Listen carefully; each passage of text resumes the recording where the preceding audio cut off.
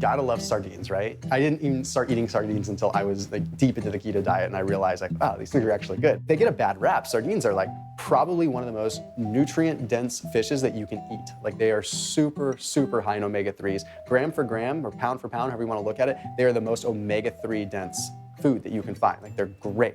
And super high in what's called DHA, docosahexaenoic acid, so specifically the omega-3 that's really good for the brain, but also, I mean, you're just getting good quality protein too. And I like to say that sardines are quite honestly like the perfect fat to protein ratio. Like it's a perfect keto food. But the fact is, they're a little off-putting to some people. Like you're talking about fish in a can. Like, okay, like I get it, I hear you. You don't have to eat them straight out of the can. The nice thing is you can get the ones that don't have the bone in them, so you don't have to deal with, any of that. You just get the fillets and go ahead and put a little bit of coconut oil on a frying pan, put them on there, put a little bit of chili powder, a little bit of pink Himalayan salt, whatever, however you want to spice them, and just literally like 15, 20 seconds each side, and all of a sudden it tastes like you're eating like a little bit of trout. It's getting past like eating them cold and room temp, like when you're actually eating them warm, so you don't have to just eat them straight out of a can. There's plenty of things that we take out of a can and we actually cook, but being able to make it fun and make it interesting and still taste good, that's the key, that's the ticket.